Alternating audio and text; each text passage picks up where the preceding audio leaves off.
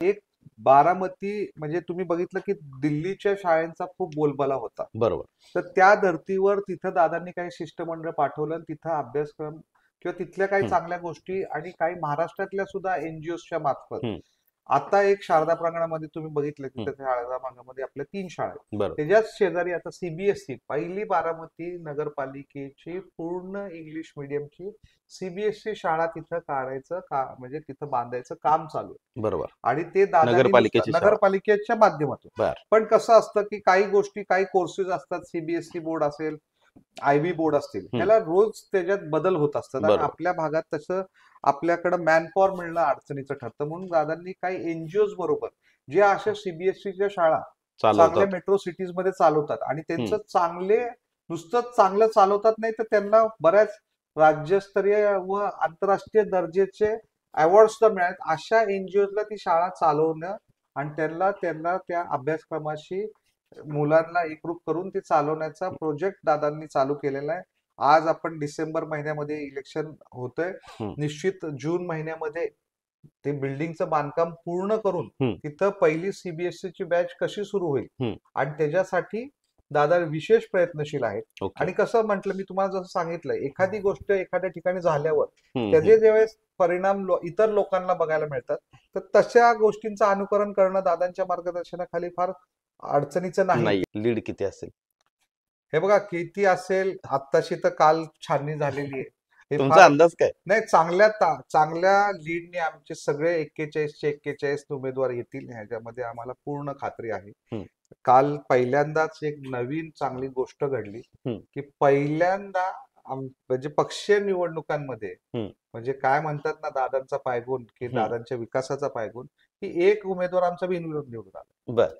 हम्म, त्याची चांगले श्री गणेश तर कालच झालं. बर. तरी मोतीबागेचा ओढा आहे. हम्म, जसं आता आपण कॅनलमध्ये काही गोष्टी सुधारणा करून त्या गोष्टी कशा चांगल्या पद्धतीने हम्म, करता येतील तसं दादांच्या डोक्यात आहे की तो पूर्ण ओढ्याचं सगळ्यात चांगल्या पद्धतीने स्वच्छता करून त्याचं लाईनिंग जर का करण्यात आलं हम्म, तर त्याचं कुठंही म्हणजे जे जलपर्णी असते हम्म, किंवा हम्म, हे जे त्या ओढ्यामध्ये साठतं हम्म, त्यामुळे पाणी पावसाळ्याचं आलं की फुगतं, बरोबर. बॅक मारतं. बरोबर. तर तो अख्खा ओढ्या आता आपण जवळपास तो ओढा सुरू होतो वंजारवाडीपासून हम्म, आणि त्याचा अंत म्हणजे ती नदीला मिळतो गुणवडी भागात. गोनवडीसाठी. तर हा सगळ्या ओढा जर काय क्लिअर केला हम्म, तर ह्या जो प्रॉब्लेम आहे तो नुसताच आमराईमध्ये नाही तो तो सगळीकडचा. जळूची मध्ये सुद्धा आहे काही प्रमाणात. त्याचा एक भाग त्या ओढ्याचा तो तसा बघितला तर काही रुईमधनं सुद्धा तो ओढा येतो. अच्छा. तर हे जे मोठे ओढे आहेत हम्म, बारामती शहरातले हे जर काही चांगल्या पद्धतीने जिथं डेव्हलप केले. लोकवस्ती आहे हम्म, त्याचं जरी नीटनीटकं लाईनिंग करून घेतलं हम्म, आणि चॅनलाइज केलं पाणी तर खूप चांगलं पाणी वाहून जाऊ शकतं हम्म, नदीला.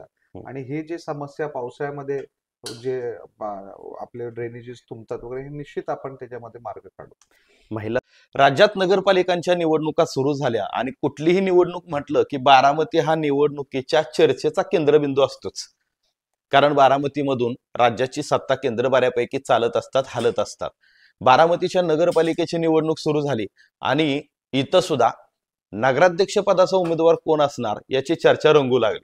त्यात उपमुख्यमंत्री अजित पवार यांनी एक सभा घेतली आणि त्याच्यामध्ये त्यांनी देल तो उमेदवार इतर पक्षातील कार्यकर्त्यांनी स्वीकारायचा आणि त्यांचं काम करायचं अशा पद्धतीच्या सूचना दिल्या. थोडासा सस्पेन्स राहिला.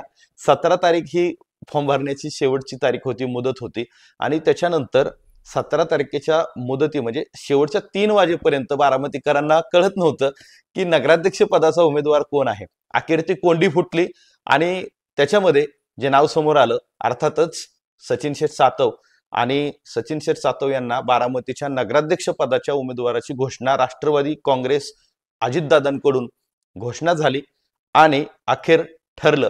शेवटी बारामतीची निवडणूक ही चर्चेची होणार. मात्र नगराध्यक्ष पदाचे उमेदवार आणि मग त्यांचे येणारे व्हिजन काय, पक्ष देईल त्या पद्धतीनं येणाऱ्या काळात पक्षाच्या माध्यमातून जी विकास कामं राबवली जाणार आहेत त्यांचं विजन काय असणार आहे, उमेदवारांचं व्यक्तिगत विजन काय असणार आहे, ह्या सगळ्या गोष्टींवरती चर्चा करण्यासाठी राष्ट्रवादी काँग्रेसचे उमेदवार स्वतः सचिन शेठ सातव आपल्या बरोबर आहेत. सेठ नमस्कार, तुमचं स्वागत आहे आणि शुभेच्छा देखील आहेत तुम्हाला. धन्यवाद. नगराध्यक्ष पदाची तुम्ही निवडणूक लढताय.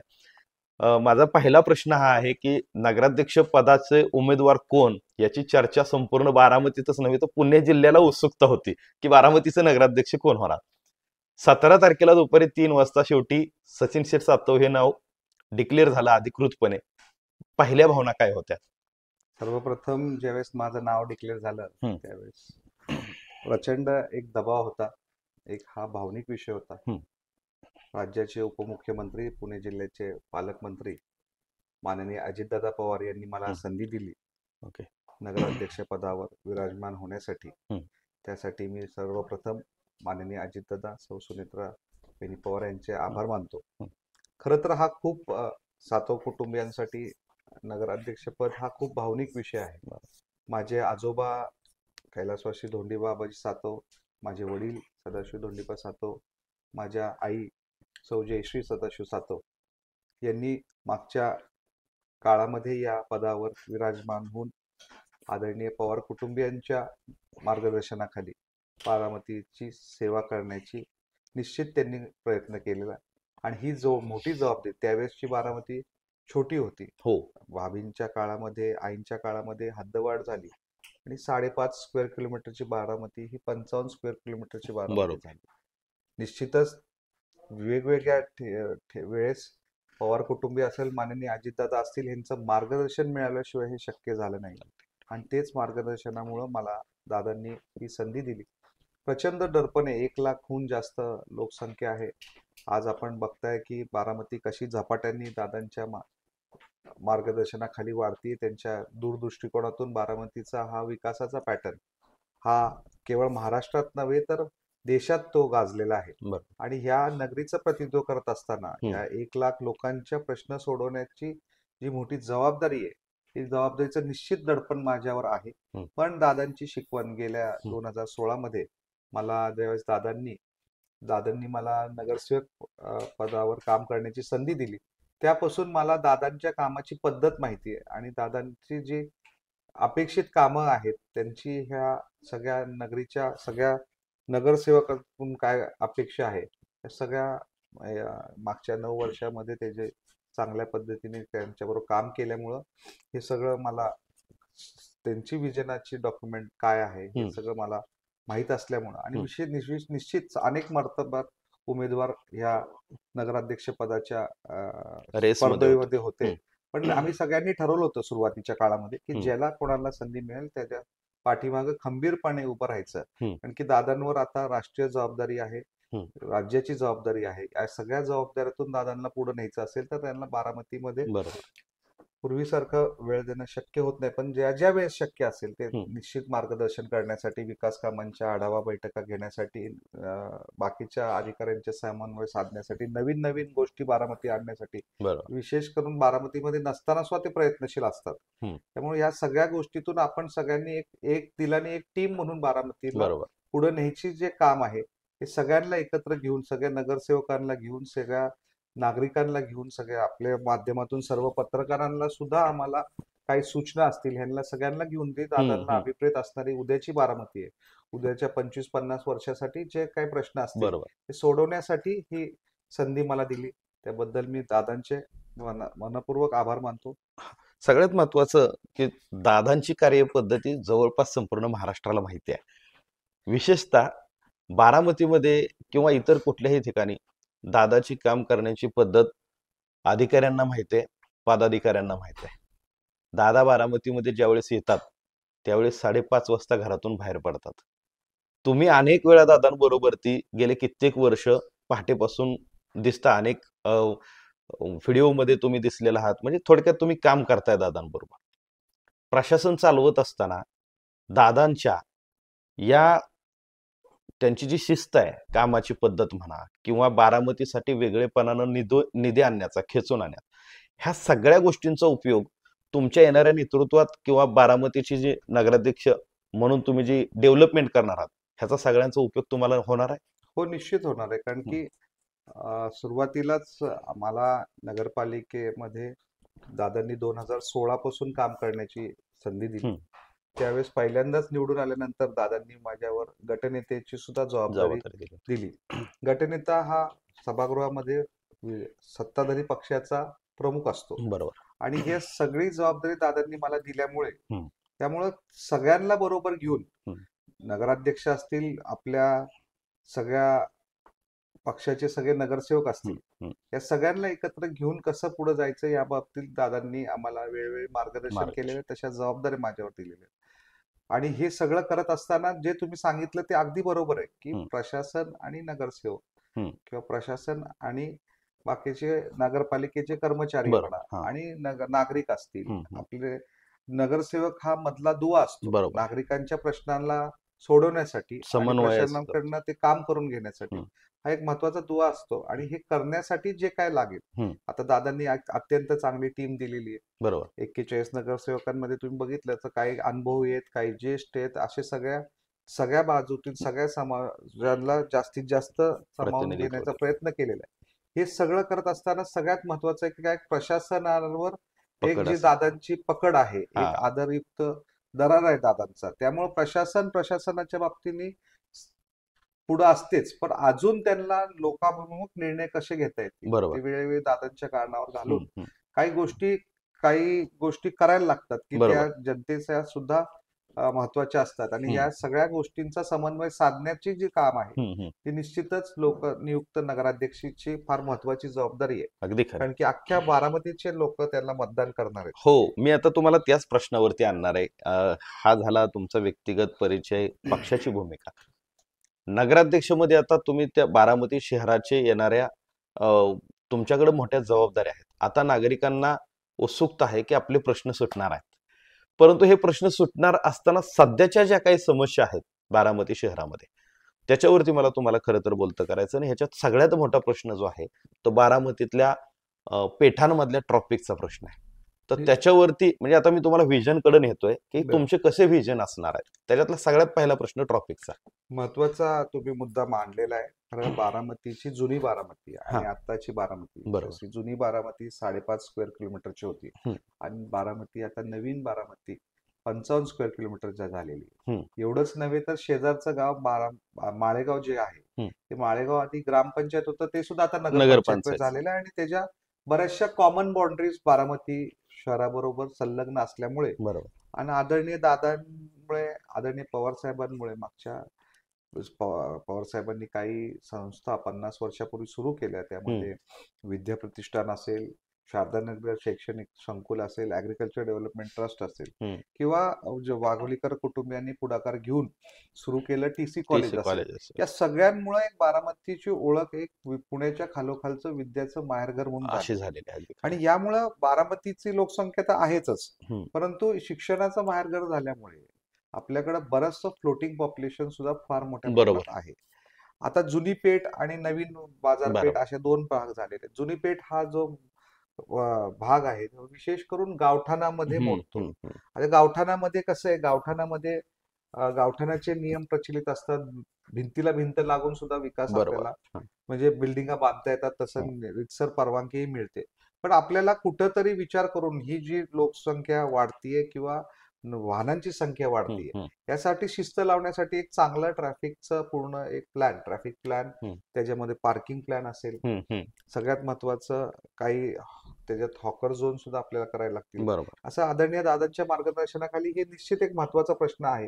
आणि त्याच्यासाठी आपण सगळ्या चांगल्या लोकांना घेऊन, सगळ्या आपल्या पेठेतल्या व्यापाऱ्यांना एकत्र बसून त्याच्यात कसा चांगला मार्ग काढता येईल आणि ह्याच्यासाठी सातत्यपूर्ण लक्ष द्यायला लागेल. बरोबर. आता तुम्ही बघितलं दिवाळीच्या काळामध्ये व्यापाऱ्यांनी खूप चांगल्या पद्धतीने सगळ्या पेठांमध्ये रोषणाई केली होती. त्यामुळे कधी नव्हे ते चांगल्या पद्धतीने एक आकर्षक रोषणाईमुळे रात्री 12 वाजेपर्यंत पेठा ग्राहकांमुळे फुलल्या होत्या आणि चांगल्या पद्धतीने व्यवसाय झाला. तर हेच सातत्य कसं राखता येईल आणि त्यासाठी आपण ट्रॅफिक वॉर्डन सुद्धा नगरपालिकेच्या माध्यमातून पोलीस प्रशासनावर अपुऱ्या मनुष्यबळामुळे नगरपालिकेच्या वतीने देण्यात आले. ट्रॅफिक वॉर्डन्स दिले, ते वाहतूक विभागावर काम करत होते. त्यामुळे वाहतूक सुरळीत करण्यासाठी जे काय करायला लागेल ते हा सगळा आणि सर्वमान्य प्लॅन, असा नाही की हा प्लॅन कोणावर करायचा आहे किंवा काय करायचं, हे सर्वमान्य प्लॅन सगळ्या व्यापाऱ्यांना विश्वासात घेऊन आपण पुढे जाऊ आणि निश्चित आपण चांगल्या पद्धतीने हे करू. तिथं मंडईमधल्या सुद्धा एक पार्किंग झालेलं आहे, त्याच्यामध्ये त्या हो. रॅम्पची समस्या जी आहे, बरोबर. तिथं कुठंतरी लोकांना थोडंसं, महिला वर्गाला विशेष करून त्या रॅम्पचा थोडासा भीतीदायक वाटतं. तर त्या रॅम्प मध्ये सुद्धा काय बदल करून बर. किंवा मेकॅनाइज्ड लिफ्ट करून ती पार्किंग कसं आपण वापरात आणू शकतो, कारण की ते मध्यवर्ती बरोबर आहे. हो. मध्यवर्ती आहे. तर ते कसं आणता येईल याबाबत सुद्धा आपला प्रयत्न आहे. हम्म, हम्म. अशा चांगल्या पद्धतीने आदरणीय दादा निश्चित त्याच्यातून सगळ्यांना विश्वासात घेऊन, सगळ्या व्यापाऱ्यांना घेऊन हम्म. एक चांगला ज्यावेळेस आराखडा, वाहतुकीचा आराखडा, पार्किंगचा आराखडा किंवा पेठेंमधल्या बरोबर. पार्किंगचा आराखडा, ह्यासाठी निश्चित एक चांगला प्लॅन आपण करून त्याच्यात सातत्यपूर्ण कामगिरी करून. हम्म. आता तुम्ही बघितलं असेल पुण्याच्या जंगली महाराज रोडला हो हो. वन वे ज्यावेळेस केलं, सुरुवातीला अगदी लोकांना खरं. थोडंसं हे वाटलं, पण नंतर ते अंगवळणी पडलं. हम्म. सुरुवातीला काही नवीन गोष्टी आत्मसात करायला वेळ जातो. थोडासा वेळ लागतो, काहींचा विरोध होतो, पण एकदा ते झाल्यावर लोकांच्याही लक्षात येतं की हे लोकांच्या आणि नागरिकांच्या आणि व्यापाऱ्यांच्या सगळ्यांच्या फायद्याचे आहे. अच्छा. अशा काही गोष्टी सुद्धा करायला लागतात. खरं तर हा एक प्रश्न मुद्दाम घेणं गरजेचं आहे. ह्या प्रश्नावरून बारामतीवरती किंवा बारामतीच्या विकासावरती बोट ठेवलं जातं आणि तो प्रश्न मूळ बारामती शहरातला आहे. बारामतीचा विकास होत असताना एका बाजूला भिगवण रोड असेल किंवा आता बारामती MIDC असेल, इतर परिसरातला विकास, परंतु जिथं बोट ठेवलं जातं तो आमराईचा परिसर. गेल्या काही दिवसांमध्ये दादांनी त्याच्यामध्ये बऱ्यापैकी चेंजेस केलेत. मोठ्या मोठ्या घरकुलं, संकुलं उभारलेली आहेत. परंतु मूळ आमराईमध्ये अजूनही थोडा स्वच्छतेचा मेजर प्रश्न आहे. पावसाळ्याच्या काळात वगैरे खूप मोठ्या प्रमाणात लोकांनी सोशल मीडियाच्या माध्यमातून त्यांच्या भावना व्यक्त केल्या. पाणी साठणं असेल, लाईटच्या समस्या किंवा पाणी जाण्यासाठी किंवा हे करण्यासाठी पावसाचं घरांच्या समस्या आहेत. मी हा मुद्दाम घेतलेला आहे. शेवटी त्याच्यावरती बोट ठेवलं जातं. Yes, नक्की. उद्या प्रचारामध्ये सुद्धा हे मुद्दे येणार आहेत. नक्की. तुमचं काय विजन आहे? निश्चितच तुम्ही हे मुद्दा योग्य मांडलेला आहे. 2016 मध्ये सुद्धा ज्यावेळेस आम्ही नगरपालिकेच्या निवडणुकीला सामोरं जात होतो, त्यावेळेस आम्ही आमराई परिसरमध्ये, नुसतंच आमराईमध्ये नाही तर कसब्यामध्ये सुद्धा साठेनगर पंचशील परिसर आहे. नंतर आपल्या दुर्गा टॉकीजच्या परिसरामध्ये तिथं मेहतर वाल्मिक समाजाचं बरोबर. लोकवस्ती आहे, हुलार समाजाची लोकवस्ती आहे. बरोबर. तिथं सुद्धा आपण काही घरकुलाचे प्रश्न आहेत. बरोबर. अशा सगळ्याच बारामतीला झोपडपट्टी मुक्त शहर करण्याचा आदरणीय अजितदादांचा मानस आहे. बरं. निश्चित त्यामध्ये आम्ही सुरुवात केलेली आहे.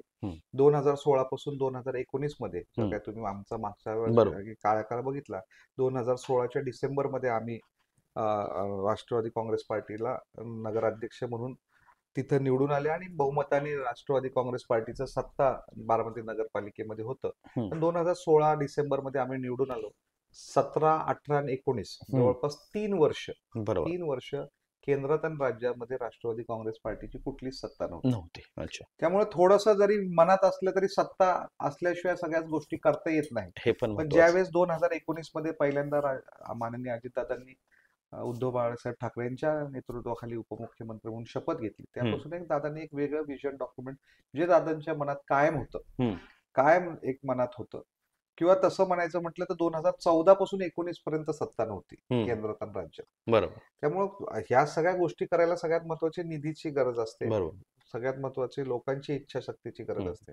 आणि त्यामध्ये आम्ही सुरुवातीला डॉक्टर बाबासाहेब आंबेडकर वसाहत, जे आपले तिथले नगरसेवक बिरजू मांढरे आहेत आणि त्या काळाच्या नगरसेविका मयुरी शिंदेताई होत्या, त्या भागामध्ये ते अत्यंत मोडकळीस निघालेली वसाहत होती. त्यामध्ये काही काळामध्ये त्याचे स्लॅब सुद्धा पडला आणि त्यानंतर एक प्रचंड भीतीचं वातावरण त्या भागामध्ये झालं की हे पटू शकते. त्यावेळेस दादांच्या मार्गदर्शनाखाली आम्ही सर्वजण असतील यांनी तिथं स्थलांतरांचा विषय मार्गी काढून तिथं एक चांगली वसाहत केली. आज आता आम्ही प्रभाग बेट दौऱ्याच्या निमित्ताने गेलो, त्यावेळेस तिथं ज्या पद्धतीने ती वसाहत ठेवलेली आहे ती अत्यंत चांगली. जवळपास सव्वा वर्ष झालं त्या सगळ्यांना आपण जागा देऊन, म्हणजे त्यांना 96 कुटुंबांचा विषय होता, अत्यंत चांगल्या पद्धतीने ठेवले. तेच मॉडेल आता लोकांसमोर दिसतंय. बरोबर. कसं आहे, लोकांना एखादी गोष्ट बघितली नाही तर ते खरं वाटत नाही. अच्छा. आता त्या भागातल्या लोकांना मिळाल्या की जे शेजारचं आमराई परिसर असेल किंवा बारामतीमध्ये मी जसं तुम्हाला सांगितलं की इतरही भाग असतील, त्यात निश्चित दादांचं लोक झोपडपट्टी मुक्त करण्याचं त्यांचा प्लॅन आहे. आणि निश्चित त्या बघून ही जी एक मॉडेल केलेलं आहे, त्या मॉडेलवर सगळ्यांनी पुढे येऊन जर काय सगळ्यांनी साथ दिली, इंदापूर रोड मध्ये चांगल्या पद्धतीच्या उद्या येणाऱ्या निवडणुकीमध्ये निवडून आले नगरसेवकांनी सगळ्यांना विश्वासात घेऊन केलं आम्ही, हम्म. ते नगराध्यक्ष म्हणून सगळ्यांना विश्वासात घेऊन हे सगळ्या गोष्टी केल्या, हम्म. तर निश्चित झोपडपट्टी मुक्त करण्याचं जे दादांचं स्वप्न आहे हम्म. ते निश्चित पूर्ण होऊ शकतं. दुसरा तुम्ही प्रश्न मांडला की की पावसाळ्यामध्ये होणाऱ्या ड्रेनेज. हा. थोडस ड्रेनेजची समस्या असेल हम्म. किंवा पावसाळी पाणी वाहून जाण्याची गटर यंत्रणा असेल, हो. या सगळ्या गोष्टी कसं आहे, जुन्या काळातली घरं आणि हम्म. आत्ताचे रस्ते, हम्म. आधी जुन्या काळात घरं वर होती आणि रस्ते खाली खाली होते. होते. बरोबर. हळूहळू ज्यावेळेस उघडी गटर होती, हम्म. त्याचं हम्म. अंडरग्राऊंड गटर करण्यात आलं. त्यामुळे ह्या गटर केल्यामुळे किंवा या सगळ्या ह्याच्यामुळे किंवा चांगल्या पद्धतीने केलेले रस्ते म्हणा, हम्म. पेवर असतील, त्यामुळे घरं खड्ड्यात गेली आणि रस्ते वर आले. अच्छा. त्यामुळे ह्या सुद्धा गोष्टी झालेल्या आहेत. पण ह्या सगळ्या गोष्टीला कसा मार्ग काढायचा, या सगळ्या गोष्टी कशा हे करायच्या, तुम्ही बघत असताल की डॉक्टर बाबासाहेब आंबेडकरांचा पुतळा ज्या भागात आहे तिथं हम्म. खूप मोठ्या प्रमाणात पाणी साठायचं. बरोबर आहे. सगळ्या आंबळाईचं पाणी तिथं यायचं आणि ते तिथं साठत असायचं. बरोबर. जेव्हा आम्ही 2016 मध्ये निवडून आल्यानंतर पहिल्याच पावसाळ्यामध्ये प्रचंड मोठा पाऊस झाला. 19 मध्ये सुद्धा मोठा पाऊस झाला. त्यावेळेस आम्ही त्याबद्दल गोष्टी केल्या. तिथं आता लाईन्स टाकलेले आहेत, स्टॉर्म वॉटर लाईन्स टाकलेले आहेत. त्यामुळे पाणी वाहून जायचं प्रमाण तिथून चांगल्या पद्धतीने आता वाहून जाते. तुम्ही बघितलं असेल की तिथंच शेजारी मोतीबागेचा ओढा आहे. जसं आता आपण कॅनल मध्ये काही गोष्टी सुधारणा करून त्या गोष्टी कशा चांगल्या पद्धतीने करता येतील, तसं दादांच्या डोक्यात आहे की तो पूर्ण ओढ्याचं सगळ्यात चांगल्या पद्धतीने स्वच्छता करून त्याचं लाईनिंग जर का करण्यात आलं तर त्याचं कुठंही म्हणजे जे जलपर्णी असते किंवा हे जे ओढ्यामध्ये साठतं, त्यामुळे पाणी पावसाळ्याचं आलं की फुगतं, बॅक मारतं. बरोबर. तर तो अख्खा ओढ्या आता आपण जवळपास तो ओढा सुरू होतो वंजारवाडीपासून आणि त्याचा अंत म्हणजे ते नदीला मिळतो गुणवडी गोनवडीसाठी. तर हा सगळ्या ओढा जर काय क्लिअर केला तर ह्या जो प्रॉब्लेम आहे तो नुसताच आमराईमध्ये नाही, तो जळुची मध्ये सुद्धा आहे काही प्रमाणात. त्याचा एक भाग त्या ओढ्याचा तो तसा बघितला तर काही रुईमधनं सुद्धा तो ओढा येतो. तर हे जे मोठे ओढे आहेत बारामती शहरातले, हे जर काही चांगल्या पद्धतीने जिथं लोकवस्ती आहे त्याचं जरी नीटनीटकं लाईनिंग करून घेतलं आणि चॅनलाइज केलं पाणी, तर खूप चांगलं पाणी वाहून जाऊ शकतं नदीला. आणि हे जे समस्या पावसाळ्यामध्ये जे आपले ड्रेनेजेस तुंबतात वगैरे, हे निश्चित आपण त्याच्यामध्ये मार्ग काढू. महिला सबलीकरणाविषयीचं काय धोरण असणार आहे? महिला सबलीकरणामध्ये म्हणायचं म्हटलं तर बारामती नगरपालिकेमध्ये आपला महिला व बाल कल्याण जो विभाग आहे तो अत्यंत चांगल्या पद्धतीने काम करतो. आम्ही गेल्या वेळेस मागच्या टर्म मध्ये चांगल्या पद्धतीचे 5ही महिला व बाल कल्याण सभापती त्या ठिकाणी काम करतायत. बारामतीमध्ये जे प्रशिक्षण देण्यासाठी जे वेगवेगळे उपक्रम चालतात, त्या आदरणीय सुनेत्रा वहिनींच्या मार्गदर्शनाखाली बारामतीमध्ये टेक्सटाईल पार्क सुद्धा आहे आणि टेक्सटाईल पार्क मध्ये जवळपास 4-5 हजार महिला काम करतात. त्यामुळे त्याच्यामध्ये शिवणकाम असेल, ब्युटी पार्लरचे कोर्सेस असतील, टायपिंगचे कोर्सेस असतील, MSCIT चे कोर्सेस असतील, ह्याची अजून व्याप्ती निश्चित आम्ही वाढवणार आहोत. म्हणजे ही व्याप्ती वाढवल्यानंतर महिलांना तिचं प्रपंच चालू, तिला कसं 2 पैसे आमच्या सगळ्याच लाडक्या बहिणींना, दादा तर लाडक्या बहिणींच्या माध्यमातून त्यांना जवळपास आज वर्ष होऊन गेलं, 12 हप्ते सुद्धा जमा झालेत आणि दर महिन्याचा हप्ताही जमा होतोय. दादांचं निश्चित एक फार मोठी त्यांच्या बहिणींच्या बाबतीत त्यांनी ही जबाबदारी उचललेली आहे आणि तुम्ही बघताय की किती अडचणीतून ते सगळ्या गोष्टी पूर्ण करतायत. पण निश्चित महिला बाल कल्याण हा एक महत्वाचा घटक आहे नगरपालिकेचा, कारण की तुम्ही बघितलं तर काय काय प्रभागांमध्ये महिलांची लोकसंख्या पुरुषांपेक्षा जास्त आहे. 50% तर महिला आरक्षण आदरणीय पवार साहेबांनी दिलेलंच आहे. पण हे सगळं समन्वय साधून जर काय घरातली गृहिणी जर काय खुश असेल तर ते घर खुश राहतं. त्यांचं सगळं जे सामाजिक गावचं जे ऐक्य आहे ते सगळं चांगल्या पद्धतीने राहणं. निश्चित आम्ही अजूनही त्या ठिकाणी चांगल्या पद्धतीने महिला रोजगारासाठी, महिला स्वावलंबनासाठी जे काही गोष्टी करायला लागतील ते निश्चित आदरणीय सुनेत्रा वहिनींच्या मार्गदर्शनाखाली त्या लोकसभेमध्ये राज्यसभेमध्ये गेल्यानंतर त्यांनी त्या समितीवर सुद्धा ते आहेत. त्यामुळे केंद्राच्या काही योजना आणून अजून चांगलं एखादी, जसं आपण टेक्सटाईल पार्क कसं केलं तसं फूड प्रोसेसिंग पार्क जर काही झालं, तिथेही महिलांना मोठ्या प्रमाणात काम रोजगार मिळाला आणि चांगलं हक्काचं व्यासपीठ मिळालं तिच्या कुटुंबाला मदत करण्यासाठी, निश्चितपणे त्यामध्ये सुद्धा आम्ही काम करण्यासाठी प्रयत्नशील राहू. मुलाखत आपली अधिकची न लांबवता मुद्द्याचे फक्त 2 प्रश्न मी घेतो महत्वाचे. नगराध्यक्ष पदाचे उमेदवार सचिन सातव हे विजयी झाल्याच्या नंतर व्यक्तिगत सचिन सातव यांची ब्ल्यू प्रिंट काय आहे? व्यक्तिगत सचिन सातवांची ब्लूप्रिंट ही काय सचिन सातवांची म्हणजे ब्लूप्रिंट नाही, शहराच्या शहराची नगराध्यक्ष ब्लूप्रिंट आहे. म्हणून एक तुमचं ती विजन काय? ब्लूप्रिंट आहे ती माननीय अजितदादांचीच ब्लूप्रिंट बर आहे. हा आणि आपल्याला बारामतीची ओळख, आता बारामती मी मगाशीच म्हटलं तुम्हाला की जे आपल्यावर ताण काय येतोय, तर आपण एक पुण्याच्या खालोखालचं माहेरघर शिक्षणाचं झालेलं आहोत. झालेलं त्याच्यामध्ये विद्याप्रसाद शैक्षणिक संकुल असेल, शारदानगर शैक्षणिक संकुल असेल, टीसी कॉलेज असेल, तर ह्याला आता जोड आता गव्हर्नमेंट मेडिकल कॉलेजची आलेली आहे. ह्याला जोड आता आयुर्वेदिक महाविद्यालयाची आलेली आहे. दादांनी आता पुन्हा एकदा उपमुख्यमंत्री म्हणून राज्याची शपथ घेतल्यानंतर पहिल्या 100 दिवसातच वैद्यकीय महाविद्यालयाची सुद्धा मंजुरी दिली. त्याला जवळपास 500 कोटीहून अधिकचा निधी त्यांनी तरतूद केलेली. म्हणून KG to PG all courses हे बारामतीमध्ये झालेले आहेत. तुम्ही बघताय की नवीन AI च्या बाबतीतलं सुद्धा एक स्वतंत्र दालन आणि एक स्वतंत्र बिल्डिंग विद्याप्रतिष्ठान कॅम्पसमध्ये अत्यंत सुंदर झालेली आहे. तिथून आता AI चं तुम्ही बघितलं की शेतकऱ्यांसाठी AI साठी सुद्धा 500 कोटी रुपयांची शेतकऱ्यांचं उत्पन्न वाढवण्यासाठी दादांनी पहिल्याच अर्थसंकल्पात नवीन सरकारमध्ये तरतूद केलेली. म्हणजे अशा पद्धतीने प्रत्येक घटकामध्ये दादांचं एक वेगळं विजन आहे. त्यामुळे निश्चितच शैक्षणिक शाळांचा विषय निघाला म्हणून नगरपालिकांच्या शाळांची दुरवस्था आहे. नगरपालिकेच्या शाळांची दुरवस्था आहे ही निश्चित तिथं कुठंतरी काम करण्याची निश्चित खूप मोठी संधी आहे आणि गरज आहे. हे बघितल्यानंतरच आम्ही काही दादांना गोष्टी सुचवल्या. तर एक बारामती म्हणजे तुम्ही बघितलं की दिल्लीच्या शाळांचा खूप बोलबाला होता. बरोबर.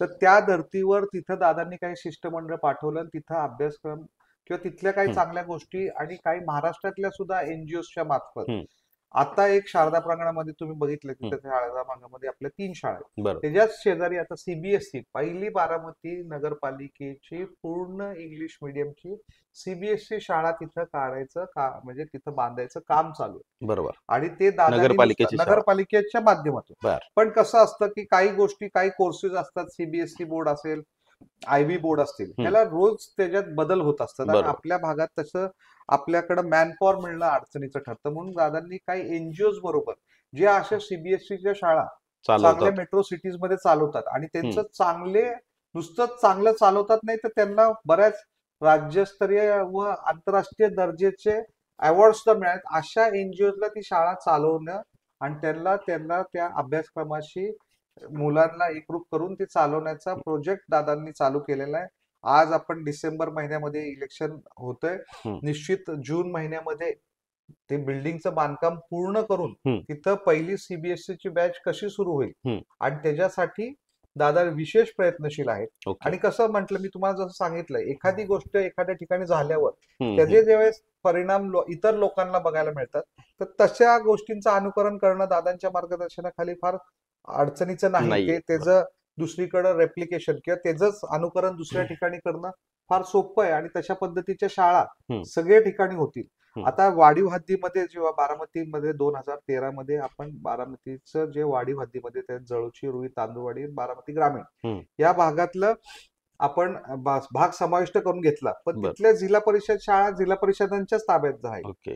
पण आता मागच्या बऱ्याच वर्षांच्या पाठपुरवठ्यामुळं आता त्या जिल्हा परिषदाच्या शाळा नगरपालिकेच्या हस्तांतर होण्याचा मार्ग खुला झालेला आहे. ह्याच्यात दादांनी खूप अडचणी होत्या. कारण की हा प्रश्न फक्त बारामतीचा नाही, पुणे महानगरपालिका, पिंपरी चिंचवड महानगरपालिका त्याच्यात समाविष्ट गावं घेण्यात येतात नवीन, तिथं सुद्धा जिल्हा परिषदेच्या शाळा असतात.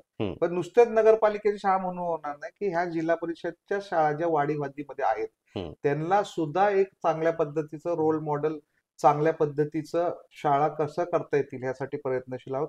आणि तिथंच न थांबता अंगणवाडींचं सुद्धा जे नेटवर्क आहे बारामती शहरामधलं किंवा वाढीव हद्दीमधलं, हे अंगणवाड्यांचं सुद्धा नेटवर्क चांगल्या पद्धतीचं म्हणजे राज्य स्तरावरचं नाही आंतरराष्ट्रीय दर्जावरचं किंवा चांगले जे उपक्रम आहेत ते निश्चित करण्यासाठी आम्ही नवीन बॉडी प्रयत्नशील आहोत. तुमच्या येणाऱ्या निवडणुकीनंतरचं जे तुमचं विजन आहे ते आपण समोर आता राजकीय एक प्रश्न घेतो.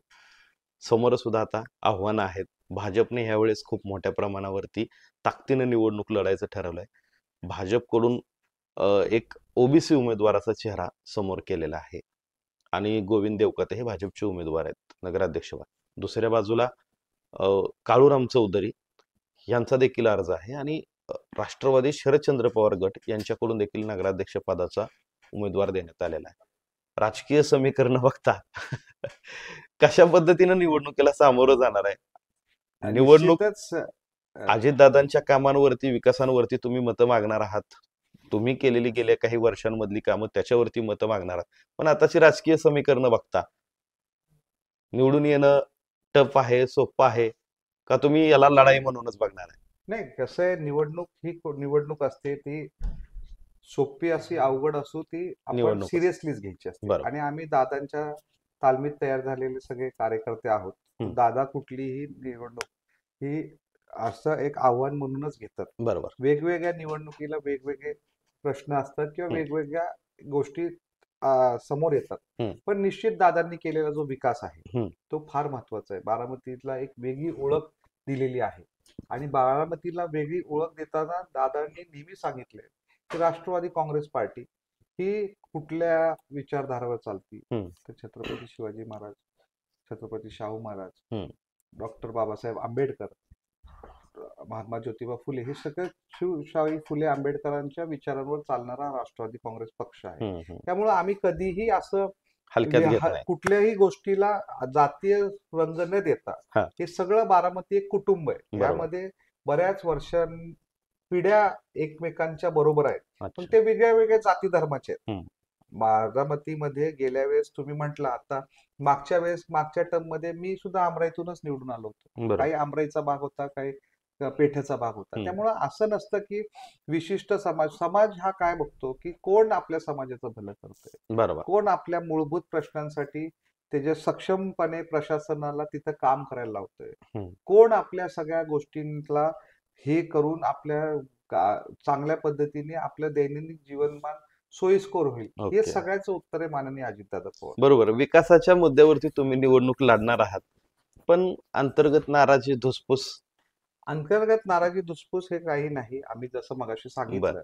की आम्ही सगळ्यांनी ठरवलं होतं की कोणालाही उमेदवारी मिळू, आपण त्याचं ताम ताकदीने करायचंय. हम्म. आणि हे आम्ही असं सगळ्यांचं ठरलंय. सगळ्यांचं ठरलेलं आहे. ओके. आणि त्या पद्धतीने दादांसमोर सुद्धा ठरलं. ज्यावेळेस सगळ्या बैठका झाल्या, उमेदवारांच्या मुलाखती झाल्या, दादांनी सगळ्यांच्या मुलाखती 1 on 1 घेतल्या. हम्म. आणि दादांनी चांगल्या पद्धतीने सगळे 41 उमेदवार द्यायचा प्रयत्न केलाय. जवळपास उमेदवार मागणीची संख्या 350 पासून अधिक होती. हम्म. आणि निवडून घ्यायचे उमेदवार म्हणजे निवड करायची 41 लोकांची. त्यामुळे हम्म. सगळ्यांनाच निश्चित कुठंतरी काहींना न्याय द्यायचा प्रयत्न केलाय, काहींवर थोडस त्यांना थांबायची वेळ आली. बरोबर. पण दादा निश्चित काही घटक राहिलेले आहेत, हम्म. त्यांना सुद्धा एकत्र घेऊन हा. कसं चर्चा करून काय मार्ग काढता येतील याबाबत दादा निश्चित प्रयत्नशील असतील. आम्ही दादांची टीम म्हणून त्या गोष्टी निश्चित दादांच्या कानावर घालून सगळ्यांना एकत्र घेऊन उद्याच्या 5 वर्षासाठी नगरपालिकेमध्ये काम करण्यासाठी कटिबद्ध आहोत. मगाशी मी प्रश्न विचारत असताना मी तुम्हाला म्हटलं की शरदचंद्र पवार गटानं सुद्धा उमेदवार दिलाय,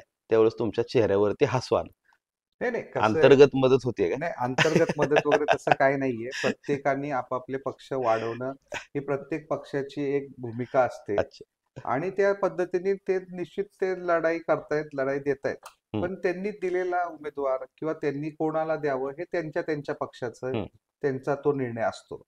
अंतर्गत मदत वगैरे काही नाही. ते त्यांच्या पक्षाच्या बाजूने आहेत. पण त्यांनी जो उमेदवार दिलाय तो थोडासा नौका उमेदवार आहे, एका भागाचं प्रतिनिधित्व करतं, त्याला अच्छा. पोचणंच सगळीकडे महत्वाचं आहे. पण शेवटी त्यांचे जे चिन्ह आहे ते बरोबर. पोहोचलेलं आहे सगळीकडे, तो विषय नाही. पण शेवटी कसं आहे की हे 1 लाख लोकांचं, मी काय म्हणतो, 2 प्रकारांनी नगराध्यक्ष निवडले जातात. बरोबर. एक जनतेतून निवडला जातो, आणि एक दुसरं नगरसेवकातून बॉडीतून. निवडला जातो.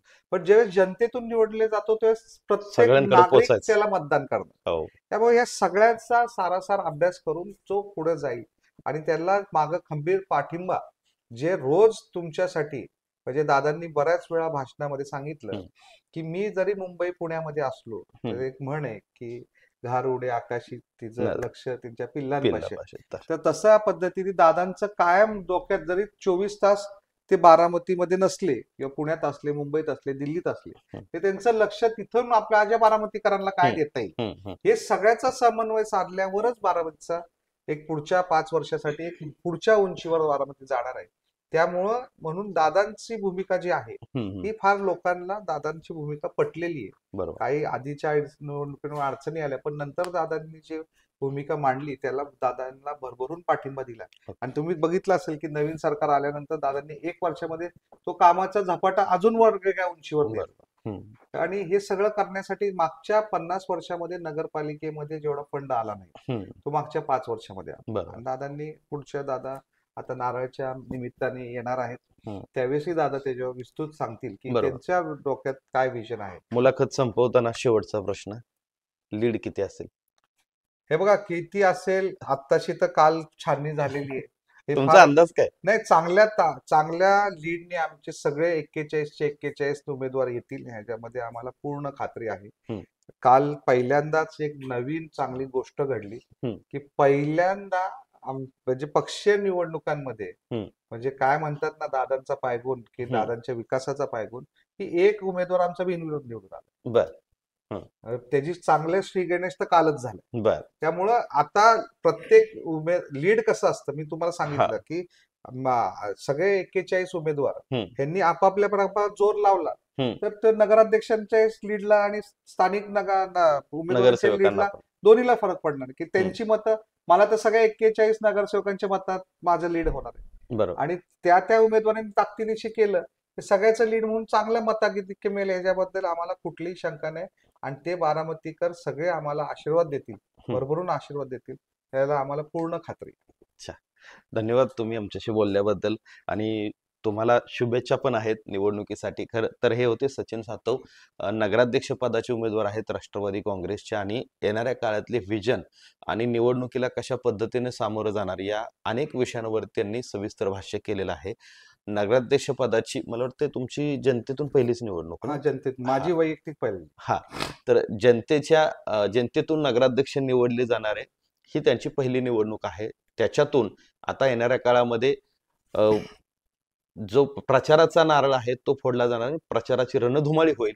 त्याच्यानंतर ज्या दिवशी निकाल असेल त्या दिवशी समजेल की नेमकं सचिन सातव यांचं लीड किती होतं, विरोधकांनी कशी टक्कर दिली, त्याचबरोबर कोणी कोणाला अंतर्गत मदत केली, कोणी पक्षांतर्गत धुसफूस केली, ह्या सगळ्या गोष्टी समोर येतात. त्याच्यासाठी आपल्याला निकालाची वाट पाहावी लागणार आहे.